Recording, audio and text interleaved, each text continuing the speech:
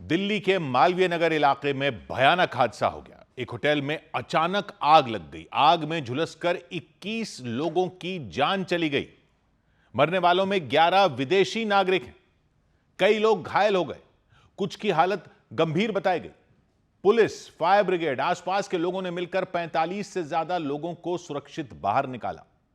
दिल्ली के साथ पूरे देश को हादसे ने हिला दिया, झकझोर कर रख दिया। एक साथ इतने सारे लोगों की मौत से हर कोई सन्न रह गया। घटना सुबह करीब 9 बजे हुई। मालवीय नगर में हौजरानी इलाका है, उसी इलाके में फ्लरिश स्टे नाम का एक होटल है। उसी होटल में आग लगी। कुछ ही मिनटों के अंदर आग पूरे होटल में फैल गई। छोटा सा होटल, आग ने भयानक रूप ले लिया, विकराल हो गई। आग की लपटें उठने लग गईं। पूरा होटल आग की लपटों में घिर गया। अंदर कोहराम मच गया, अफरा तफरी मच गई। बड़ी संख्या में अंदर लोग थे, उनमें भगदड़ मच गई। वो लोग भागने लग गए क्योंकि आग तेजी से फैलती जा रही थी। अंदर जो लोग फंसे थे उनके हाथ पांव फूल चुके थे। उन्हें समझ नहीं आ रहा था वो करें तो करें क्या, जाएं तो जाएं कहां। इतनी देर में आग होटल के कमरों तक पहुंच गई। बाहर निकलने वाले रास्ते पर भी आग की लपटों ने कब्जा जमा लिया। लोगों की जान पर बनाई। जान बचाने के लिए कुछ लोगों ने होटल से छलांग लगा दी, कूद गए। इमारत की तीसरी मंजिल से लोग कूद गए, चौथी मंजिल से लोग कूद गए। बाहर सड़क पर लोगों ने गद्दे बिछा दिए थे, बाकी बाहर वाले लोगों ने, ताकि कूदने वालों को ज्यादा चोट ना लगे। सबसे पहले होटल से एक महिला कूदी।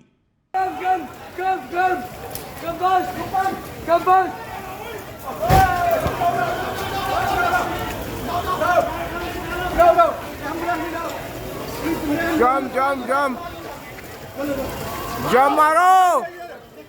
फिर एक और व्यक्ति ने होटल की खिड़की से गद्दों पर छलांग लगा दी। गद्दों पर गिरते ही कुछ लोग उनकी मदद करने पहुंच गए।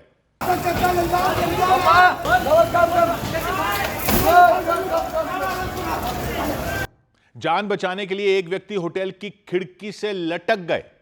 लोगों ने उन्हें रोकने की कोशिश की क्योंकि सड़क पर कोई गद्दा नहीं था। वहां पर जहां वो लटके थे उन्हें चोट लग सकती थी, हाथ पांव तक टूट सकते थे। नीचे खड़े लोगों ने आवाज लगाई कि कहा कि जब तक गद्दा ना बिछा दिया जाए तब तक वो कूदे नहीं, खिड़की से लटके रहें। आराम से आजा।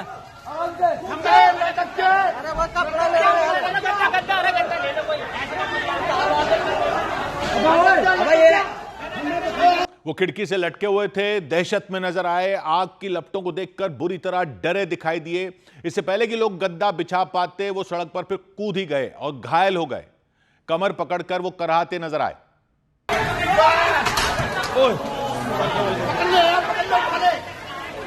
आजा।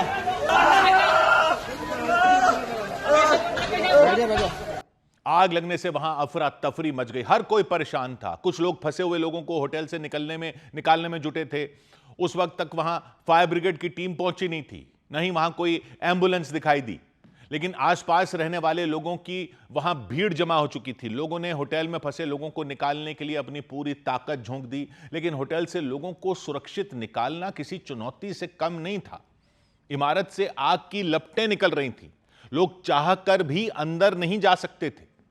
होटल के अंदर जाने का मतलब मौत को दावत देना था, कुछ भी हो सकता था।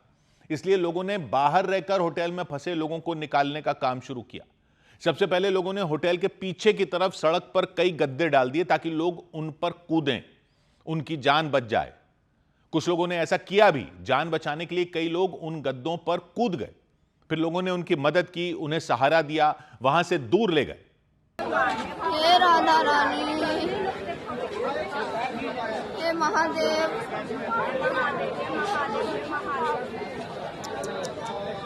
अरे बाबू।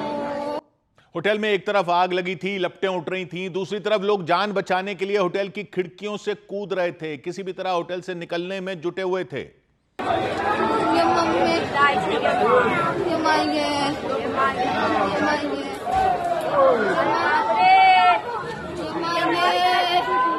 जैसे ही होटल में फंसे लोग बाहर कूदते, वहां खड़े लोग चिल्ला पड़ते। कुछ लोग उनकी मदद करने के लिए दौड़ पड़ते। एक एक करके कई लोगों ने जान बचाने के लिए जान की बाजी लगा दी। कई लोग फंसे थे, किसी भी तरह बाहर निकलना चाहते थे, अपनी जान बचाना चाहते थे।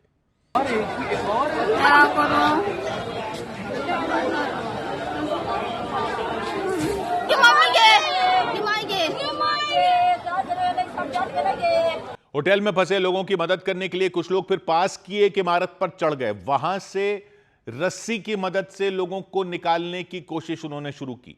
कुछ लोग सीढ़ियों की मदद से लोगों को निकालने में जुट गए। लेकिन होटल में जो लोग फंसे थे उन तक पहुंचना कोई आसान काम नहीं था। आग विकराल हो रही थी, लपटों ने तांडव मचाना शुरू कर दिया था। एक विदेशी नागरिक तो जान बचाने के लिए होटल की छत पर पहुंच गए। उनकी पीठ पर एक बैग भी नजर आया। वो छत पर किनारे की तरफ जाकर खड़े हो गए। पीछे की तरफ काले धुएं का गुबार उठ रहा, पूरी इमारत जलती दिखाई दी। उन्हें समझ नहीं आ रहा था वो करें तो करें क्या। नीचे वो जा नहीं सकते थे, छत से नीचे कूदते तो उनकी जान जा सकती थी। कुछ देर तक वो वहां फंसे रहे, चुपचाप खड़े रहे, सोचते रहे कि क्या करें। थोड़ी देर बाद वहां फायर ब्रिगेड की टीम पहुंची। आग बुझाने का काम शुरू किया गया। पाइप की मदद से आग की लपटों पर पानी की बौछार शुरू की गई। कुछ घंटों की मेहनत के बाद आग बुझा भी ले गई, लेकिन तब तक पूरा होटल जल चुका था, राख हो चुका था। फायर ब्रिगेड और पुलिस ने होटल में लोगों को ढूंढने का काम फिर शुरू किया। होटल के बेसमेंट में लोगों की तलाश शुरू की गई। तभी एक घायल व्यक्ति को बेसमेंट के अंदर से निकाला गया। आराम से निकालो, एम्बुलेंस लाओ, एम्बुलेंस। रुको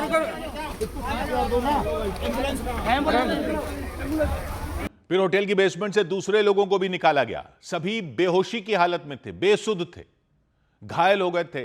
फायर ब्रिगेड और पुलिस के लोगों ने उन्हें उठाकर एम्बुलेंस तक पहुंचाया। तुरंत अस्पताल ले जाया गया। आराम से, अरे आराम से उनको लिटाओ। सुबह 9 बजने को थे। 9 से कुछ देर पहले ही होटल में आग लग गई थी और दोपहर करीब 12:15 बजे तक प्रशासन ने बचाव अभियान पूरा कर लिया था। प्रशासन की तरफ से जानकारी दी गई कि इस अग्निकांड में 21 लोगों की जान चली गई। 47 लोगों को होटल से सुरक्षित निकाला गया। जान गंवाने वाले लोगों में कई विदेशी नागरिक बताए गए। हमारा सर्च एंड रेस्क्यू ऑपरेशन 12:12 पे खत्म हो चुका है। टोटल 47 लोग रेस्क्यू किए हैं और 21 उसमें डेथ है। 21। सभी घायलों को पास के अस्पताल में इलाज के लिए भर्ती कराया गया। उनमें कुछ लोगों की हालत गंभीर बताई गई। लेकिन इस अग्निकांड से पूरे दिल्ली में हाहाकार मच गया। जिस इमारत में आग लगी वो 6 मंजिला, नीचे एक रेस्टोरेंट, ऊपर होटल बना हुआ। होटल में आने जाने के लिए सिर्फ एक रास्ता। अधिकारी कह रहे हैं कि आग रेस्टोरेंट में लगी, कैसे लगी यह पता नहीं चला। थोड़ी देर बाद आग ऊपर की मंजिलों तक पहुंच गई। होटल के कमरों को अपनी चपेट में ले लिया, बेसमेंट को अपनी चपेट में ले लिया। लोगों को निकलने तक का मौका नहीं मिला, रास्ता भी एक ही था।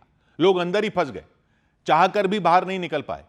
कुछ लोग दूसरी इमारत से होटल तक पहुंचने की कोशिश करते नजर आए, लेकिन यह इतना भी आसान नहीं था। आग की लपटों ने लोगों को बेबस कर दिया। अल्लाह रहम रहम रहम, अल्लाह रहम रहम, अल्लाह रहम। होटल ये मालवीय नगर के हौजरानी इलाके में है। वहां से थोड़ी ही दूरी पर मैक्स हॉस्पिटल समेत कई दूसरे अस्पताल हैं। लोगों का कहना है होटल में ठहरे हुए ज्यादातर लोग बीमार थे, इलाज कराने के लिए वहां ठहरे हुए थे, या मरीजों के तीमारदार थे जो मैक्स अस्पताल में भर्ती हैं। लेकिन किसी को यह नहीं पता था कि होटल में लगी आग में उनकी ही जिंदगी खत्म हो जाएगी। कई लोग होटल की खिड़कियों को पकड़कर लटक गए थे, चिल्ला रहे थे, मदद मांग रहे थे। इस बिल्डिंग में से धुआं निकल रहा था पहले स्टार्टिंग में, और लोग first floor, second floor, third floor से लटक रहे थे कूदने के लिए कि हमें बचा लो, हमें बचा लो, हमें बचा लो, हमें बचा लो। इस पूरे इलाके में कई विदेशी नागरिक भी रहते हैं। अफ्रीकी मूल के ज्यादातर नागरिक यहां रहते हैं। पूरी इमारत आग में धधक रही थी, धुएं से भर चुकी थी। अंदर फंसे हुए लोगों का दम घुटने लगा था। कुछ लोगों ने सीढ़ियां लगाकर होटल की खिड़कियां तोड़ दी। खिड़कियां टूटी तो लोगों ने नीचे कूदना शुरू कर दिया।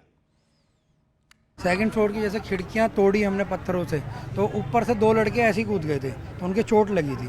तो सामने ही गद्दे वाला है, और होटल के अंदर पीछे थे जो और गद्दे जो थे, हमने 15 से 16 गद्दे इकट्ठे करे, फिर उसके बाद नीचे रख दिए थे। पहली मंजिल पर जो लोग फंसे थे उन्होंने गद्दों पर कूदकर अपनी जान बचा ली, सुरक्षित वहां से निकल गए। लेकिन दूसरी और तीसरी मंजिल पर फंसे लोगों के लिए नीचे कूदना आसान नहीं था। कुछ लोग कूद गए और इस कोशिश में वो घायल भी हो गए। आसपास रहने वाले कुछ लोग जान जोखिम में डालकर फिर अंदर भी घुसे। उनका कहना है होटल की सीढ़ियों पर लोग बेहोश पड़े हुए थे, बाथरूम में कुछ लोग बेहोश पड़े हुए थे। मोस्टली फॉरेनर पेशेंट थे वहाँ पे, सीढ़ियों पे बाथरूम में जहां मिल सकता था वहां से हम लोगों ने उठाया। तो ज्यादातर लोग अनकॉन्शियस थे, होश था लेकिन प्रॉपर अनकॉन्शियस थे धुएं की वजह से। एक एक करके कई लोगों को होटल से निकाला गया, लेकिन इसके बाद भी कई लोग जलती हुई इमारत में फंसे हुए थे। लोगों ने दावा किया घटना के करीब 1.5 घंटे बाद फायर ब्रिगेड की टीम वहां पहुंची, तब तक पूरी इमारत आग का गोला बन चुकी थी। आसपास के लोग जलती इमारत को देखकर सहम गए। लोगों की सांसें अटक गईं क्योंकि होटल के अंदर कई जिंदगियां फंसी थी। लोग मदद के लिए चिल्ला रहे थे, रो रहे थे, बचाने की गुहार लगा रहे थे। शुरुआती जो जांच है उसमें होटल के अंदर सुरक्षा में गंभीर चूक की बात सामने आई बता रहे हैं। सूत्र कह रहे हैं कि होटल में सिर्फ 6 कमरे बनाने की इजाजत थी, लेकिन होटल में 25 कमरे बने हुए थे। सूत्रों का कहना है कुछ कमरे बेसमेंट में भी बनाए गए थे। ऊपर से इमारत में आग बुझाने के इंतजाम सही नहीं थे। होटल में जाने के लिए रास्ता भी एक ही था, वो रेस्टोरेंट से होकर रास्ता गुजरता था। और दावा यह किया जा रहा है कि आग रेस्टोरेंट से ही शुरू हुई और धीरे धीरे आग पूरी इमारत में फैल गई। हौजरानी की वो जगह जहां पर आज 21 लोगों की मौत हुई है। जो चश्मदीद हैं वो बताते हैं कि किस तरीके से लोग कूद कूद कर अपनी जान बचाने की कोशिश कर रहे थे। तो अग्निकांड के बाद मामले की जांच शुरू कर दी गई। पूरी इमारत को चारों तरफ से घेर दिया गया। फायर ब्रिगेड यह पता लगाने में जुट गई होटल में आग लगी कैसे। घटना पर प्रधानमंत्री मोदी ने भी दुख जताया।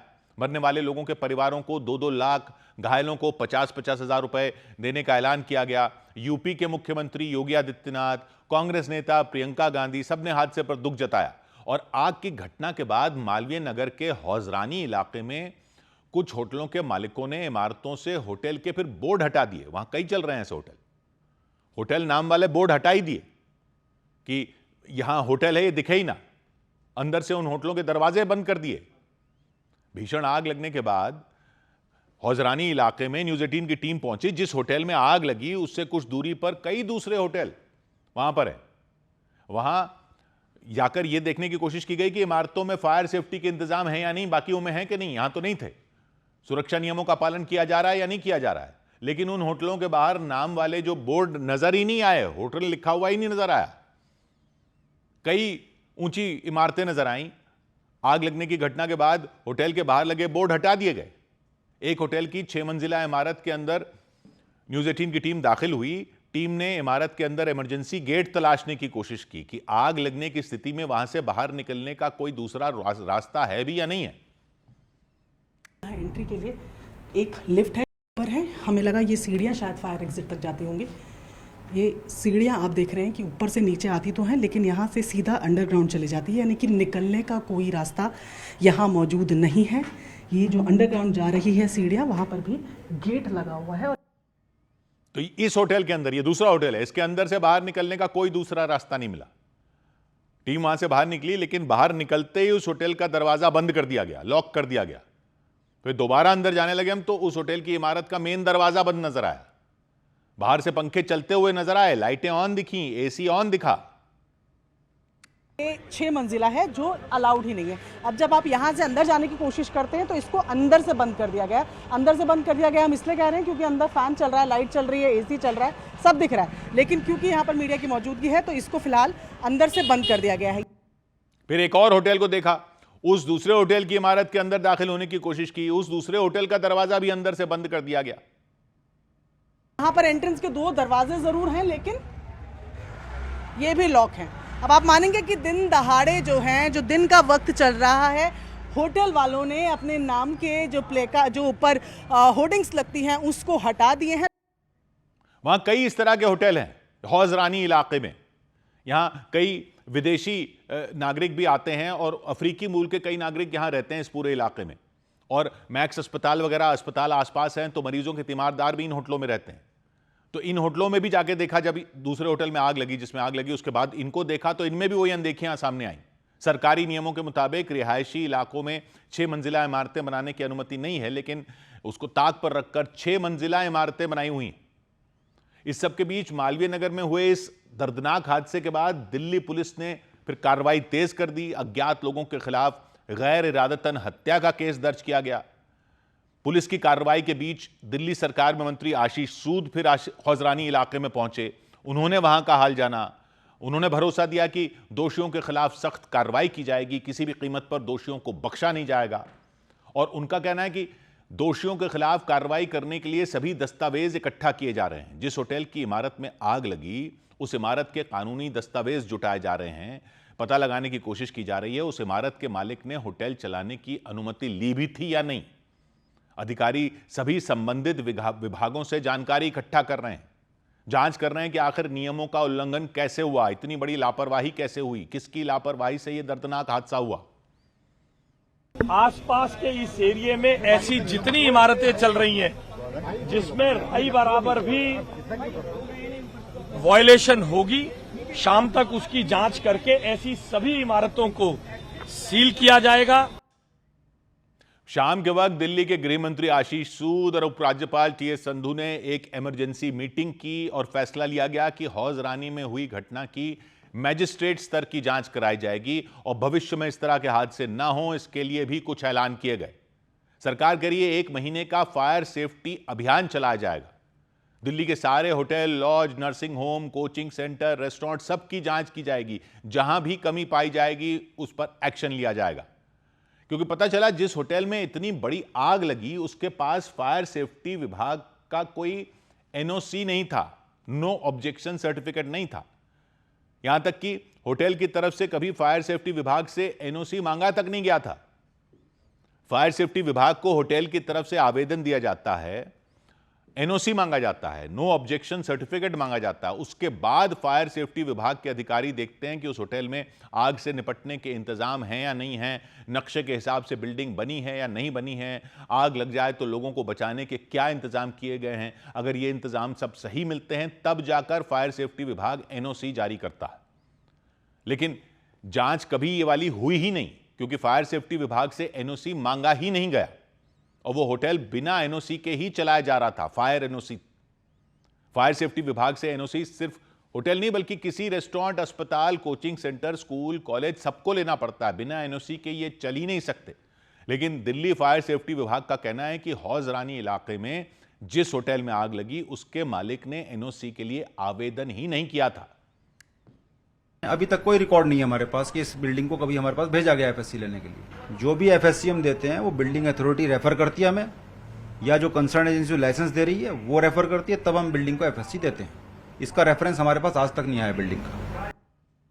मतलब ये जिस होटल में पहुंचकर फायर सेफ्टी विभाग के अधिकारियों को जांच करनी चाहिए थी, वहां आग बुझाने के और आग के बचने के कैसे इंतजाम हैं, वहां फायर सेफ्टी विभाग के अफसर तब पहुंचे जब उस होटल में इतनी बड़ी आग लग गई।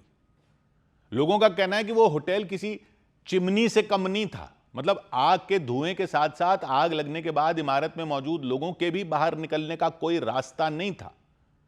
जिस हौज रानी इलाके में यह हादसा हुआ वहां 6 मंजिल की इमारत बनाने की इजाजत ही नहीं है, लेकिन वहां ऐसी कई इमारतें मौजूद हैं, दिख रही हैं। होटल में एंट्री और एग्जिट यानी होटल में अंदर जाने का, वहां से बाहर निकलने का एक ही रास्ता था, जबकि नियमों के हिसाब से अलग अलग रास्ते होने जरूरी हैं ताकि अगर हादसा हो तो लोगों को बचाने में मदद मिल सके। होटल में मंजूरी सिर्फ 6 कमरों की थी, लेकिन 25 कमरे बना दिए गए थे और शुरुआती जांच में ही होटल मालिक की लापरवाही की बात सामने आ गई। इसलिए पुलिस ने होटल मालिक के खिलाफ केस दर्ज कर दिया और उनकी तलाश शुरू कर दी। खबरों के मुताबिक दिल्ली पुलिस होटल मालिक लवकेश बजाज को ढूंढने के लिए कई टीमें बना चुकी है, लेकिन लवकेश बजाज का फिलहाल कोई सुराग पुलिस को नहीं मिला। हालांकि सूत्र कह रहे हैं जब आग लगी तो लवकेश बजाज को फोन करके हादसे की जानकारी दी गई थी। 8:52 पर उनको फोन किया गया था, यानी जब आग लगी उसके फौरन बाद, और फोन करके होटल के कर्मचारियों ने उन्हें आग लगने की जानकारी दी थी। पता चला कि जानकारी मिलने के बाद लवकेश बजाज होटल पर पहुंचे भी थे। हौजराने में ही लवकेश बजाज करीब 40 से 45 मिनट तक मौजूद रहे। मतलब होटल जब आग की लपटों में झुलस रहा था उस वक्त होटल के मालिक वहीं मौजूद थे, लेकिन जब उन्हें समझ में आया कि यह हादसा कितना बड़ा है, कितनी बड़ी संख्या में लोगों की जान जा सकती है, वो वहां से गायब हो गए। किसी को पता नहीं चला कि लवकेश बजाज कहां चले गए। होटल से लोग खिड़कियों से कूद रहे थे जान बचाने के लिए। आस पड़ोस के लोग इमारत में फंसे लोगों को बचाने के लिए मेहनत कर रहे थे, लेकिन खबरों के मुताबिक उसी वक्त लवकेश बजाज वहां से चले गए। जिस होटल में आग लगी उसके 3 मालिक हैं बता रहे हैं। 2 मालिक लवकेश बजाज और दीपक बजाज हैं और पुलिस को दोनों की तलाश है। और हौजरानी इलाके के होटल में आग लगने से जिन लोगों की मौत हुई उनमें 8 लोग एक ही परिवार के थे। हादसे के दौरान वो उसी होटल में मौजूद थे। उनके परिजनों का कहना है उनके परिवार के 8 लोग उस होटल में रुके थे और वो हरियाणा के गुरुग्राम के रहने वाले थे। उनके परिवार के एक सदस्य का मैक्स अस्पताल में इलाज चल रहा था, तो पूरा परिवार उन्हें देखने के लिए आया था। सिर्फ 1 दिन के लिए उस होटल में रुका था क्योंकि वो होटल अस्पताल के नजदीक है, लेकिन इस बीच वहां आग भड़क गई और उनके परिवार के 8 सदस्य हादसे का शिकार हो गए। उनके अलावा भी कई लोगों की हालत बिगड़ गई। उन्हें साकेत इलाके के मैक्स अस्पताल में भर्ती करवाया गया। अस्पताल के बाहर लोगों की भीड़ लगी दिखी, अपने जानने वालों की तलाश करते दिखे। जिस परिवार के 8 लोगों की जान गई उनके परिजनों का कहना था कि होटल में भीषण आग लग गई थी, अफरा तफरी मच गई थी। धुएं की चपेट में आने से लोगों का दम घुट गया। उनके परिवार के 6 सदस्यों की मौत हो गई थी। तभी वहीं पर 2 लोग लापता हो गए थे। बाद में पता चला उनकी भी मौत हो गई। हमारे वहाँ 6 नाइट में रुके हैं। 2 मॉर्निंग में वोल्वो से आए हैं, धौलाकुआ से, वहाँ से जयपुर से, अजमेर से, वो भी दोनों गुजर गए। उनके अलावा भी कई लोग अस्पताल के बाहर खड़े दिखाई दिए। सभी अपने परिजनों को ढूंढते नजर आए। अस्पताल के डॉक्टरों के मुताबिक जिन लोगों को अस्पताल में भर्ती करवाया गया था उनमें ज्यादातर लोगों को सांस लेने में तकलीफ हो रही थी। कई लोग बेहोशी की हालत में थे। कुछ लोगों ने जानकारी दी कि हादसे के दौरान वो होटल की ऊपरी मंजिलों से कूद गए, तब जाकर उनकी जान बच पाई। 2 पेशेंट्स जिनको ज़्यादा सीवियर इंजरीज नहीं थी, जो वेंटिलेटर पर नहीं थे और जो कॉन्शियस थे, उनमें से काफ़ी ने ये हिस्ट्री दी है कि हम 3rd फ्लोर से जंप आ रहा है हमने, तो किसी का हाथ टूटा हुआ था, किसी के पैर टूटे हुए थे, किसी के पेल्विक इंजरीज थी, तो वो बोनी इंजरीज थी, बट वो मोस्टली स्टेबलाइज कर लिए जाएंगे। डॉक्टर कह रहे हैं उनमें ज्यादातर मरीजों को डिस्चार्ज कर दिया गया, जबकि जो लोग आग की चपेट में आने से झुलस गए उनका इलाज जारी है। और हौजरानी अग्निकांड के बाद दिल्ली में सियासी वार पलटवार भी शुरू हो गया। एक ही महीने में विवेक विहार अग्निकांड और हौजरानी अग्निकांड के बाद आम आदमी पार्टी ने दिल्ली सरकार को घेर लिया। आरोप लगाया कि हादसे पर हादसे हो रहे हैं, लेकिन सरकार आंख मूंद कर बैठी है। जबकि दिल्ली सरकार ने भरोसा दिया कि हादसों की जांच चल रही है, जो भी दोषी होंगे बख्शे नहीं जाएंगे। लेकिन 1 महीने के अंदर हुए दूसरे बड़े अग्निकांड ने कोहराम मचा दिया। आम आदमी पार्टी ने आग लगने की कुछ घटनाओं का जिक्र करते हुए सरकार को घेरा। सौरभ भारद्वाज ने इन हादसों को प्रशासन की नाकामी बताया। अब क्या किया जा रहा है सरकार की तरफ से? जो लोग मरे उन्हीं पे दोष डाल दो कि यही गलत थे, हौजरानी के लोग गलत है, सरकार बिल्कुल ठीक है। अरे यार, मरने वालों के लिए थोड़ा तो तरस खाओ। सरकार ने भरोसा दिया कि नियमों की अनदेखी पाई गई तो सजा मिलेगी, दोषियों को बख्शा नहीं जाएगा, चाहे कोई भी हो। इसकी एनओसी थी या नहीं थी,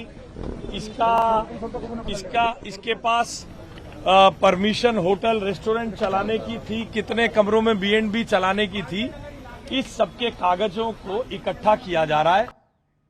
18 मार्च को दिल्ली के पालम इलाके में एक रिहायशी इमारत में आग लगने से 9 लोगों की मौत हो गई थी। 3 बच्चे शामिल थे। फिर 3 मई को विवेक विहार में भीषण आग लगी थी, 9 लोगों की जान चली गई थी। दोनों हादसों ने लोगों को दहला दिया था। उन हादसों की जांच चली रही थी कि हौजरानी इलाके में यह अग्निकांड ने हाहाकार मचा दिया। इधर कांग्रेस नेता राहुल गांधी ने दिल्ली अग्निकांड पर दुख जताया। दिल्ली के हौजरानी इलाके में हुए भीषण अग्निकांड पर कांग्रेस नेता राहुल गांधी ने दुख जताया। उन्होंने हादसे में जान गंवाने वाले लोगों के परिवारों के प्रति संवेदना व्यक्त की। राहुल गांधी ने कांग्रेस के सभी कार्यकर्ताओं से राहत और बचाव कार्य में मदद करने की अपील की।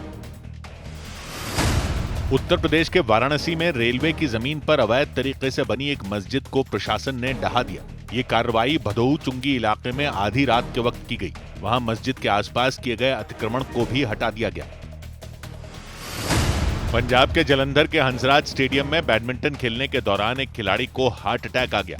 स्टेडियम में खेल रहे 2 डॉक्टरों ने तुरंत उन्हें CPR देकर उनकी जान बचा ली। बाद में उन्हें अस्पताल में भर्ती करवाया गया।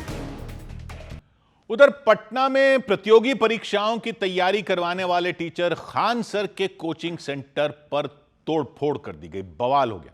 पत्थर चला दिए गए, ईंटें फेंकी गई, होर्डिंग फाड़ दी गई, पोस्टर नोच दिए गए, गार्ड पर हमला किया गया, उनका सिर फोड़ दिया गया।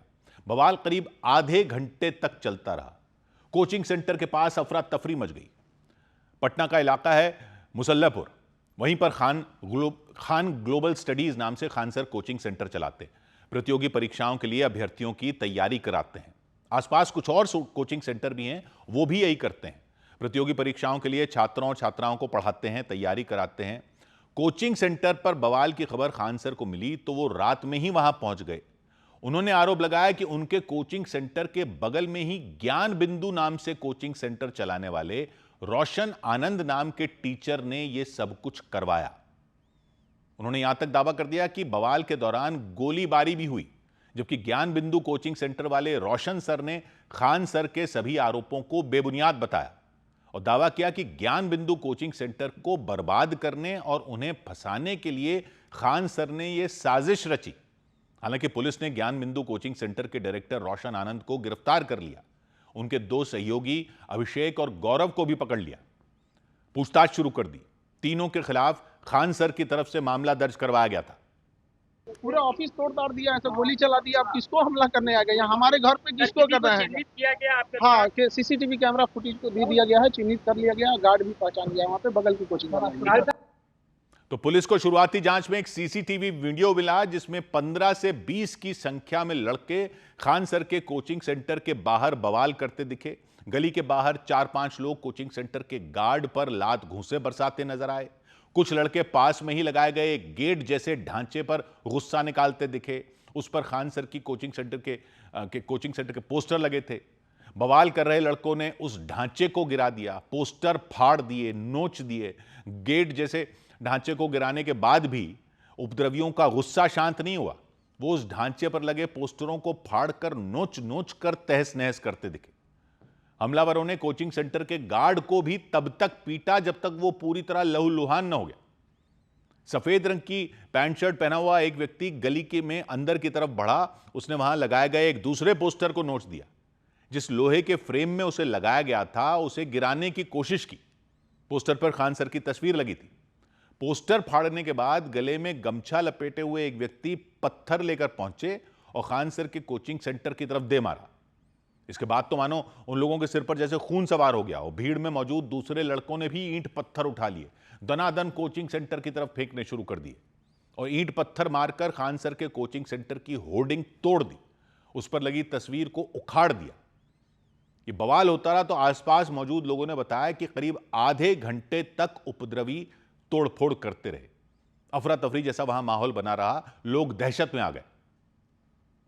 पूरे इलाके में जो है वो दहशत का माहौल है ये, और यही वजह है कि यहाँ पर भारी पुलिस बल की तैनाती भी की गई है। सीसीटीवी जो लगा हुआ है उसको खंगाला जा रहा है कि आखिर किसने ये हिमाकत की है। बवाल के बाद गली में ईंट पत्थर के टुकड़े बिखरे दिखाई दिए। खबर मिलने के बाद जब खान सर वहां पहुंचे तब वह काफी भीड़ इकट्ठा हो चुकी थी, पुलिस भी पहुंच गई थी। खान सर का दावा यह हमला इसलिए करवाया गया क्योंकि वो कम पैसे लेकर बच्चों को पढ़ाते हैं। कहना ये है कि सस्ते फीस में क्यों पढ़ा रहे हो कि इतना रिजल्ट मिलेगा। मेन यही है कि इतने कम फी में इतना लोगों को ना पढ़ाया जाए। तो अब प्रशासन से भी कहते हैं कि सिक्योरिटी ध्यान में रखा जाए क्योंकि गरीब को भी पढ़ने का अधिकार है। घायल सुरक्षा कर्मी को अस्पताल भेजा गया। खान सर ने दावा किया तोड़फोड़ करने वालों ने उनके कोचिंग सेंटर के बाहर फायरिंग भी की। इतनी गोली चलाने लगे 10 मिनट में ऐसा लगा कि जैसे अफरा तफरी होकर रख दिया। यहाँ पर 8-10 राउंड तो हम देखे हैं, यहाँ पे 8-10 राउंड हम देखे हैं, हमें क्या पता है। हालांकि पुलिस कह रही है गोलीबारी नहीं हुई थी। शुरुआती जांच के आधार पर पुलिस ने दावा किया कि फायरिंग की बात सही नहीं है। पुलिस ने इसे तोड़फोड़, पत्थरबाजी और आपसी रंजिश में मारपीट का मामला बताया। मारपीट का मामला है और इसमें बताया भी गया है कि जो गार्ड हैं वो घायल हुए हैं, तो उनका बयान लेकर आगे कार्रवाई की जाएगी। बाद में खान सर भी गोलीबारी को लेकर पूछे गए सवाल से फिर बचते दिखे। उन्होंने इस पर सीधे तौर पर कुछ नहीं कहा, जबकि पहले उन्होंने यह दावा किया था कि फायरिंग करने वालों को उन्होंने खुद देखा था। क्या गोली चली थी? लोग प्लीज अपने हॉस्टल खाली कर दीजिए सड़क। मामले में गिरफ्तार किए गए ज्ञान बिंदु कोचिंग सेंटर के डायरेक्टर रोशन आनंद को कोर्ट में पेश किया गया। उनके दोनों सहयोगियों को भी कोर्ट में पेश किया गया। कोर्ट में जाते वक्त रोशन आनंद ने खान सर पर गंभीर आरोप लगाए। दावा किया कि बिहार पुलिस भर्ती परीक्षा के रिजल्ट की वजह से खान सर ने ही यह सब करवाया। उन्होंने इस घटना को ज्ञान बिंदु कोचिंग सेंटर को खत्म करने की साजिश बताया और फायरिंग वाले दावे को लेकर भी खान सर पर झूठ बोलने का आरोप लगाया। हमारे और रिजल्ट को लेकर के ज्ञान बिंदु को बर्बाद करने की कौन साजिश कर रहा है? कोई भी गोली नहीं चला है, लेकिन फिर भी कहा जा रहा है गोली चला है। पुलिस ने दोनों टीचरों के दावों की जांच शुरू कर दी। खान सर के कोचिंग सेंटर के बाद पुलिस की एक टीम के साथ फोरेंसिक विभाग की टीम भी जांच करने पहुंच गई। हमले के बाद वहां भारी पुलिस बल की तैनाती कर दी गई ताकि दोबारा किसी तरह का कोई उपद्रव ना हो, क्योंकि हमले के बाद खान सर के कोचिंग सेंटर में पढ़ने वाले छात्र भड़क गए, वो आग बबूला हो गए। उन्होंने हंगामा खड़ा कर दिया, कोचिंग सेंटर के बाहर धरना दे दिया, खान सर के समर्थन में नारे लगाए, आरोपियों के खिलाफ सख्त कार्रवाई किए जाने की मांग की। खान सर के कोचिंग सेंटर पर देर रात हमला हुआ था, तो छात्रों के मुताबिक उन्हें इस हमले की कोई जानकारी नहीं थी। उनके पास कोई मैसेज या कॉल नहीं आई कि सुबह कोचिंग सेंटर खुलेगा या नहीं, क्लास होगी या नहीं, खान सर पढ़ाएंगे या नहीं। इसलिए रोज की तरह सुबह 7 बजते ही छात्र कोचिंग सेंटर पहुंच गए। हर बीतते पल के साथ वहां भीड़ बढ़ती जा रही थी, छात्र इकट्ठा होते जा रहे थे। हालात ऐसे हो गए कि थोड़ी देर में ही खान सर के कोचिंग सेंटर के बाहर छात्रों की लंबी लाइन लग गई, पूरी सड़क छात्रों से भर गई। आज सुबह सुबह देखिए, एक बार फिर से आपको तस्वीर दिखाने की कोशिश करेंगे। भारी संख्या में यहाँ पर छात्र और छात्राएं पहुंची हैं और ये सभी लोग तैयारी करने वाले हैं। इस तरह की तस्वीर अमूमन आपको दिन भर यहाँ पर देखने को मिलेगा। वो कोचिंग सेंटर के खुलने का इंतजार कर रहे थे, लेकिन ना तो कोचिंग सेंटर खुला, ना कोई टीचर वहां आए। काफी देर तक वो छात्र वहीं खड़े रहे। इसके बाद उन छात्रों को पता चला कि देर रात वहां हमला हुआ था। कुछ लोगों ने कोचिंग सेंटर में तोड़फोड़ कर दी थी देर रात, उनको पता लगा, जिसकी वजह से कोचिंग सेंटर बंद कर दिया गया और अगले आदेश तक कोचिंग सेंटर बंद ही रहेगा। यह पता चलते ही छात्र भड़क गए, फिर उन्होंने हंगामा खड़ा कर दिया। वो कोचिंग सेंटर के बाहर धरने पर बैठ गए। एक तस्वीर आपको दिखाते हैं। देखिए, ये तमाम जो छात्र पढ़ने के लिए यहाँ पर पहुंचे थे, वो अब यहाँ पर धरने पर बैठ गए हैं। कोचिंग संस्थान का ये अंदर जाने का गेट है और उससे पहले ये धरना शुरू हो गया है। छात्रों ने पूरा रास्ता घेर लिया, जोर जोर से नारे लगाने शुरू कर दिए, खान सर को सुरक्षा देने की भी मांग की। कुछ छात्रों का कहना है, हो सकता है देर रात हमलावर गार्ड को नहीं बल्कि खान सर को मारने आए थे, इसीलिए खान सर को तुरंत सुरक्षा दी जानी चाहिए। पुलिस प्रशासन क्या करेगा? अभी तक खान सर को सिक्योरिटी नहीं दिया गया। क्यों नहीं दिया गया? ये कोई गांधी मैदान का रैली नहीं है, यह सर के लिए, एक बच्चों का सर के लिए प्यार है। देखते ही देखते छात्रों का हंगामा बढ़ गया, पूरा रास्ता ब्लॉक हो गया, गाड़ियों का वहां से आना जाना बंद हो गया। देर रात हुए हमले के बाद से ही कोचिंग सेंटर के बाहर भारी पुलिस फोर्स तैनात थी। पुलिस ने उन छात्रों को वहां से हटाने की बहुत कोशिश की, लेकिन वो छात्र नहीं माने। वो कोचिंग सेंटर के बाहर ही डटे रहे, प्रदर्शन करते रहे। खान सर के कोचिंग सेंटर के बाहर लंबा जैम लग गया, हालात बेकाबू हो गए। पुलिस के लिए भी छात्रों को संभालना मुश्किल हो गया। खुद खान सर कोचिंग सेंटर की फिर छत पर आए, वहां से जाने की अपील की छात्रों से। उन्होंने खान सर कोचिंग सेंटर की छत से हाथ जोड़ते नजर आए, छात्रों को वहां से जाने के इशारे करते नजर आए। नीचे उनके इंतजार में जो छात्र खड़े थे, उन्हें देखते ही जोर जोर से उन्होंने चिल्लाना शुरू कर दिया, खान सर जिंदाबाद के नारे लगाने शुरू कर दिए।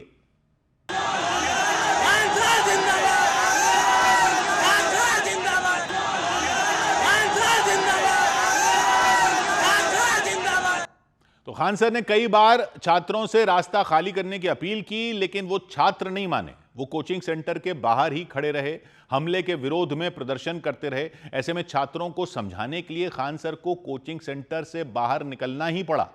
वो खुद छात्रों के बीच गए, उन्हें देर रात हुए हमले के बारे में सब कुछ बताया।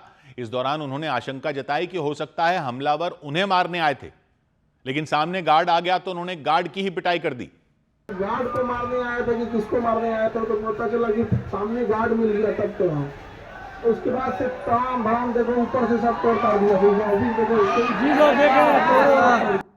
सुनते ही छात्र भड़क गए, उन्होंने शोर मचाना शुरू कर दिया, जोर जोर से चिल्लाना शुरू कर दिया। कुछ छात्र तो हमलावर का नाम पूछते दिखे।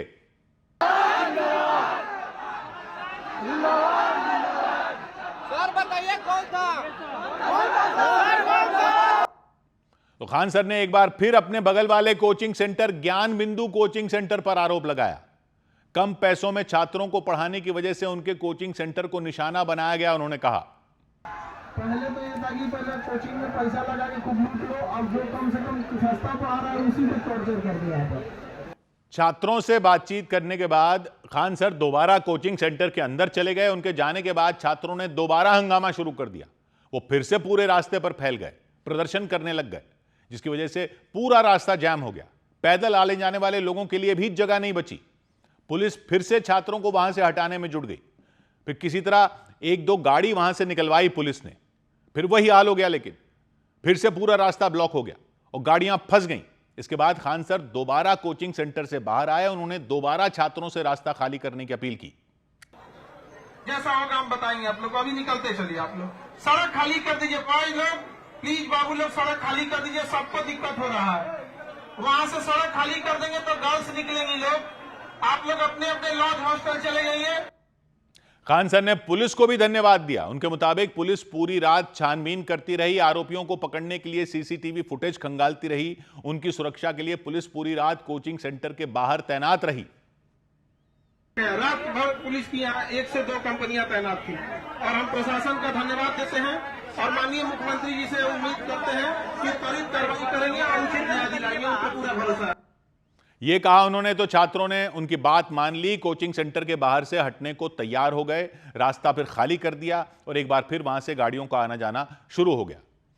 उधर तिरुपति बालाजी मंदिर के प्रसाद में मिलावटी घी वाले मामले में ईडी ने 15 ठिकानों पर छापा मारा। आंध्र प्रदेश के तिरुपति बालाजी मंदिर के प्रसाद से जुड़े मिलावटी घी विवाद में ईडी ने देश के अलग अलग 15 शहरों में छापेमारी की। ये छापेमारी उन कारोबारियों के यहां की गई जिन्होंने मंदिर में घी की सप्लाई की थी। मिलावटी घी की सप्लाई करके करीब 250 करोड़ की हेराफेरी का आरोप लगा था और जांच ईडी को दी गई थी। डीके शिव कुमार ने कर्नाटक के मुख्यमंत्री पद की शपथ ली। उनके साथ 14 विधायकों ने भी मंत्री पद की शपथ ली। राज्यपाल थावरचंद गहलोत ने उन्हें पद और गोपनीयता की शपथ दिलाई। शपथ ग्रहण समारोह में राहुल गांधी और मल्लिकार्जुन खड़गे भी मौजूद रहे। फर्जी आयुष्मान कार्ड बनाकर करोड़ों की हेराफेरी करने वाले एक आरोपी को उत्तर प्रदेश की राजधानी लखनऊ से पुलिस ने गिरफ्तार कर लिया। पुलिस ने बताया कि हजारों अपात्र लोगों के कार्ड बनवाकर सरकारी खजाने को नुकसान पहुंचाया गया। गिरोह के 9 सदस्यों को पहले ही पकड़ा जा चुका है। इधर राजस्थान में उदयपुर के एक प्राइवेट अस्पताल में भीड़ ने डॉक्टरों पर हमला कर दिया। अस्पताल में तोड़फोड़ कर दी, काफी देर तक हंगामा किया। वो लोग सड़क हादसे में घायल हुए एक व्यक्ति को लेकर अस्पताल पहुंचे थे। उन्होंने डॉक्टरों पर इलाज में लापरवाही के आरोप लगाए कि मरीज का गलत इलाज कर दिया। मारपीट के बाद डॉक्टर नाराज हो गए। उन्होंने काम करना बंद कर दिया और हड़ताल का ऐलान कर दिया। पुलिस प्रशासन से कड़ी कार्रवाई करने की मांग की। मरीज के परिवार वालों ने भी थाने पहुंचकर फिर डॉक्टरों के खिलाफ शिकायत दर्ज करवा दी और उन लोगों ने अस्पताल में जमकर हंगामा किया, तोड़फोड़ की। गुस्साए लोगों ने मरीज का इलाज कर रहे डॉक्टरों को घेर लिया, उनके साथ मारपीट की, उनके कपड़े तक फाड़ दिए। डॉक्टरों ने आरोप लगाया हंगामा कर रहे लोग ऑपरेशन थिएटर में घुस गए थे, डॉक्टरों के साथ बदसलूकी की, मारपीट की। लगे पेशेंट को तो वहां पे 200-300 जने तब तक वहां पे इकट्ठे हो चुके थे। अंदर नवीन गोयल साहब थिएटर में अंदर गए तो उन्होंने वहां पे अंदर करके थिएटर को बंद करके पहले तो डॉक्टर नवीन गोयल साहब को मारा। इसके बाद अस्पताल के सभी डॉक्टर भड़क गए, काम छोड़ दिया उन्होंने। आरोपियों के खिलाफ कड़ी कार्रवाई की मांग करने लगे। ऐलान किया कि जब तक उन्हें सुरक्षा नहीं मिलती वो काम पर नहीं लौटेंगे। हालात को देखते हुए वहां पुलिस की टीम भेजी गई। अस्पताल के चप्पे चप्पे पर पुलिस के जवान तैनात नजर आए। मरीज के परिवार वालों ने अस्पताल प्रशासन और डॉक्टरों पर गंभीर आरोप लगा दिए कि इलाज के बाद भी मरीज की हालत में कोई सुधार नहीं हुआ। इसमें बहुत घोर लापरवाही बढ़ती है इलाज में और ना कोई संतोषजनक जवाब दे रहा है डॉक्टर, ना कोई मेडिकल स्टाफ जवाब दे रहा है। परिवार वालों ने अस्पताल प्रशासन से मरीज को बेहतर इलाज मुहैया कराने की मांग की। उनकी मांग पर मरीज को फिर दूसरे अस्पताल में भेज दिया गया। दूसरी तरफ मारपीट से नाराज जेपी अस्पताल नाम के उस हॉस्पिटल के डॉक्टर डीएम ऑफिस पहुंच गए। डीएम से मुलाकात की, एसपी से मुलाकात की, पुलिस प्रशासन से सुरक्षा मुहैया कराने की मांग की और आरोपियों के खिलाफ सख्त कार्रवाई किए जाने की मांग की। पुलिस ने डॉक्टरों की शिकायत पर 9 लोगों को गिरफ्तार कर लिया। त्वरित कार्रवाई करते हुए रातों रात हमने 9 जो है जिन्होंने डॉक्टर्स के साथ बदसलूकी और मारपिटाई की, तो उसमें हमने 9 लोगों को डिटेन किया। पुलिस कह रही है मरीज के परिवार वालों ने भी डॉक्टरों के खिलाफ शिकायत दर्ज कराई, इलाज में लापरवाही बरतने का आरोप लगाया। पुलिस ने जांच पूरी होने के बाद फिर कार्रवाई का भरोसा दिया। 100 बात की एक बात यह कि डॉक्टरों को पीटने का क्या मतलब है। कभी कहीं डॉक्टरों को कोई मार दिया जाता है, कभी कहीं मार दिया जाता है। अब उदयपुर में हो गया कि हमारे मरीज का इलाज ठीक नहीं किया डॉक्टर ने, तो लोग अंदर वार्ड में पहुंचकर मारने लग गए डॉक्टरों को, डॉक्टर के कपड़े तक फाड़ दिया। अरे दूसरे मरीजों का क्या कसूर इसमें? आपको किसी डॉक्टर से नाराजगी है तो आपको बाकी मरीजों से कोई मतलब ही नहीं है, चाहे कितनी भी जायज शिकायत हो। आप मारपीट कैसे कर सकते हो? भीड़ आ जाती है, मारने लग जाती है डॉक्टरों को, उनके मरीज के अलावा और कोई मरीज तो है ही नहीं जैसे अस्पताल में, और डॉक्टर हड़ताल पर जाने लग गए हैं। ऐसी पिटाई होगी तो क्यों नहीं हड़ताल पर जाएंगे? कोई सुरक्षा ही नहीं होगी तो कोई काम कैसे करेगा? ऐसा नहीं है कि अस्पतालों में डॉक्टरों से इलाज में लापरवाही नहीं होती, जरूर होती है, लेकिन सारे डॉक्टरों को कैसे लपेटे में ले सकते हो आप? और आप कोई डॉक्टर तो हो नहीं, आप कैसे बता सकते हो कि इलाज ठीक हो रहा है, नहीं हो रहा है? और भरोसा नहीं है तो पुलिस के पास जाओ, लेकिन मारपीट करके बाकी मरीजों को परेशान करने का कोई हक किसी को नहीं है। डॉक्टर सही है या गलत है, ये तो बात ही पीछे की हो जाती है। अगर आप भीड़ बनाकर वार्ड के अंदर ही मारपीट करने लग गए हो तो 100 बात की एक बात। उधर ईडी ने पश्चिम बंगाल के शिक्षक भर्ती घोटाला मामले में अभिषेक बनर्जी के घर पर छापेमारी की। पश्चिम बंगाल शिक्षक भर्ती घोटाला मामले में ईडी की टीम ने कोलकाता में टीएमसी के नेता अभिषेक बनर्जी के घर पर छापा मारा। ईडी के अधिकारियों ने उनके घर पर दस्तावेजों की जांच की। ईडी ने अभिषेक बनर्जी को समन्स दिए और उन्हें 15 जून को पूछताछ के लिए बुलाया। कोलकाता में ममता बनर्जी के आवास पर टीएमसी नेताओं की बड़ी बैठक हुई। बैठक में अभिषेक बनर्जी, कुणाल घोष और डेरेक ओब्रायन शामिल हुए। बैठक में आगे की रणनीति पर चर्चा हुई। 2 दिन पहले टीएमसी से निकाले गए ऋतुव्रत बनर्जी पश्चिम बंगाल विधानसभा में विपक्ष के नेता बन गए। विधानसभा अध्यक्ष ऋथींद्र बसु ने बागी विधायकों की ओर से सौंपे गए समर्थन पत्र के बाद उन्हें विपक्ष के नेता के तौर पर मान्यता दे दी। इससे पहले टीएमसी के 58 बागी विधायकों ने विधानसभा में बैठक की और ऋतुव्रत को विधायक दल का नेता चुन लिया। पश्चिम बंगाल सरकार में मंत्री अग्निमित्र पॉल ने अन्नपूर्ण योजना के शुभारंभ को महिलाओं के आर्थिक सशक्तिकरण की दिशा में बड़ा कदम बताया। उन्होंने बताया कि राज्य की 28 लाख से ज्यादा महिला लाभार्थियों के बैंक खातों में 3,000 रुपए की राशि सीधे ट्रांसफर कर दी गई। इधर मध्य प्रदेश के टीकमगढ़ में बिजली का ट्रांसफार्मर नहीं लगाए जाने से नाराज लोगों ने बिजली विभाग के दफ्तर में घुसकर बवाल कर दिया, हंगामा कर दिया। उन पर तोड़फोड़ और मारपीट करने के भी आरोप लगे। बिजली विभाग के कर्मचारियों ने आरोप लगाया कि रोकने और समझाने के बाद भी गाली गलौज और मारपीट की गई उनके साथ। नगर परिषद जतारा के बिजली विभाग के दफ्तर में यह हुआ। हंगामा करने वाले लोग रतन गोवा भाटा गांव के थे। उन्होंने आरोप लगाया कि बिजली विभाग के कर्मचारियों ने उनकी महिलाओं के साथ अभद्रता की और मारपीट की और उन्हें गालियां दी, जबकि वो बिजली की समस्या से परेशान होकर वहां पहुंचे थे।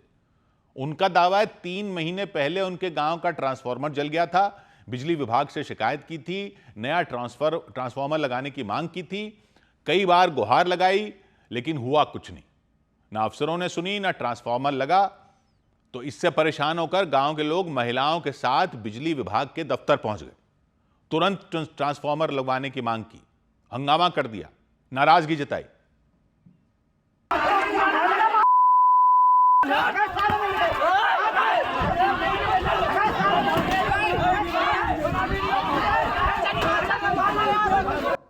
गांव के लोगों ने तोड़फोड़ करने की भी कोशिश की। कुछ लड़के हाथ में ईंटें लेकर खिड़कियों पर हमला करते दिखे। कुछ महिलाएं बिजली विभाग के दफ्तर में घुस गईं। बिजली विभाग के कर्मचारी को घेर लिया।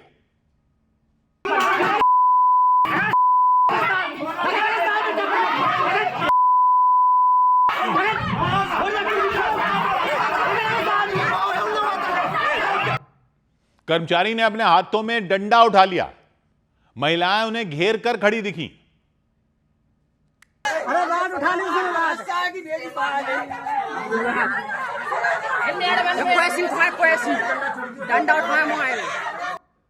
कर्मचारी कह रहे हैं गुस्से में तमतमाए लोगों ने पूरी प्लानिंग से वहां धावा बोला, मारपीट की, सामान तोड़ दिया और बीच बचाव करने वाले लोगों को भी नहीं छोड़ा। तानी करने लगे सर, पहले मेरे को मारपीट करने लगे, फिर इन लोगों ने बीच बचाव किया। तो ये देखो इनकी ये चूड़ी वूड़ी फोड़ना सर, ये कंप्यूटर ये और देखिए सर, इधर से ईंट रोरा फेंके, हमारे पास वीडियो है पूरी। गांव की महिलाओं ने अलग दावा किया। उनका आरोप है वो ट्रांसफार्मर की मांग को लेकर बात कर ही रही थी कि तभी बिजली विभाग के कर्मचारी ने उनके साथ गाली गलौज शुरू कर दी थी, अभद्रता की, मारपीट की। महिलाओं ने बिजली विभाग के दफ्तर के बाहर जमीन पर लेटकर प्रदर्शन किया, आरोपी कर्मचारी पर कार्रवाई किए जाने की मांग की। उधर तमिलनाडु में टीवीके ने अपनी सहयोगी पार्टी कांग्रेस को राज्यसभा की अपनी इकलौती सीट दे दी। तमिलनाडु के मुख्यमंत्री विजय की अगुवाई वाली टीवीके ने राज्यसभा चुनाव के लिए अपनी इकलौती सीट सहयोगी पार्टी कांग्रेस को दे दी। एआईएडीएमके नेता सीवी षणमुगम के विधानसभा चुनाव जीतने के बाद उनके इस्तीफे के बाद यह खाली हुई। 18 जून को सीट पर उपचुनाव होगा। नेपाल की सत्ता में आई पार्टी राष्ट्रीय स्वतंत्र पार्टी के अध्यक्ष रवि लामिछाने ने दिल्ली में प्रधानमंत्री मोदी से मुलाकात की। प्रधानमंत्री ने इस मुलाकात को सकारात्मक बताया। उन्होंने कहा कि भारत पड़ोसी प्रथम नीति के तहत नेपाल के साथ अपने रिश्ते और मजबूत करने के लिए काम करता रहेगा। लोकसभा में नेता प्रतिपक्ष राहुल गांधी कल उत्तराखंड का दौरा करेंगे। अपने दौरे के दौरान वो कोटद्वार में मोहम्मद दीपक के नाम से चर्चा में रहे दीपक कुमार से मुलाकात करेंगे। खबर है कि राहुल गांधी दीपक के जिम की सदस्यता भी लेंगे। भारतीय फिल्म और टेलीविजन उद्योग से जुड़े संगठन federation of western India senior employees ने एक्टर रणवीर सिंह के खिलाफ जारी असहयोग निर्देश वापस ले लिया। फिल्म डॉन 3 में काम करने से इनकार करने के बाद उनके खिलाफ यह कार्रवाई की गई थी। इधर दिल्ली के नजदीक उत्तर प्रदेश के गाजियाबाद में सरकारी जमीन पर बनाए गए एक मदरसे पर बुलडोजर की कार्रवाई की गई। प्रशासन का कहना है वो मदरसा अवैध तरीके से बनाया गया था, उसका रजिस्ट्रेशन तक नहीं हुआ था। मदरसा बनाने वालों ने करीब 15 एकड़ में फैली सरकारी जमीन पर कब्जा कर लिया था और उस जमीन की कीमत करीब 25 करोड़ रुपए बताई गई। मदरसा चलाने वालों को नोटिस भी भेजा गया था, लेकिन इसके बाद भी कोई कार्रवाई नहीं की गई। जवाब नहीं मिलने पर कोर्ट ने आदेश दिया कि उस मदरसे को ध्वस्त कर दिया जाए। कोर्ट के आदेश के बाद प्रशासन ने मदरसे को जमींदोज करवा दिया। उसे ध्वस्त करने के लिए कई बुलडोजर पहुंचे। मदरसे की दीवार ढहा दी गई, टिन शेड गिरा दिया गया, ईंटें हटा दी गईं। कार्रवाई के दौरान भारी संख्या में पुलिस वहां तैनात नजर आई। मदरसे के आसपास के इलाके में भी जवानों को तैनात किया गया ताकि शांति व्यवस्था बनी रहे। कड़ी सुरक्षा के बीच मदरसे पर बुलडोजर चला दिया गया, कार्रवाई कर दी गई। कार्रवाई के दौरान गाजियाबाद के जिलाधिकारी भी वहां मौजूद रहे। फायर सेफ्टी की अन्य प्रकार की एनओसीज होती है वो होनी चाहिए, उसका सत्यापन पुलिस ने किया है। जहां जहां पुलिस से रिपोर्ट हमें प्राप्त हो रही है उसका पंजीकरण हम लोग चेक कर रहे हैं और जो भी इलीगल तरीके से अगर कोई इंस्टीट्यूशन चल रहा है तो उस पर कार्रवाइयां हो रही हैं। गाजियाबाद के कल्लूगढ़ी इलाके में ही था मदरसा। पुलिस और पीएसी के जवान पूरे इलाके में फैल गए। कई घंटों तक बुलडोजर चला वहां। पुलिस का कहना है जो व्यक्ति उस मदरसे को चला रहे थे वो फरार हैं। उनके खिलाफ मुकदमा दर्ज कर लिया गया, उनकी तलाश की जा रही है। मदरसे की फंडिंग की भी जांच शुरू कर दी पुलिस ने।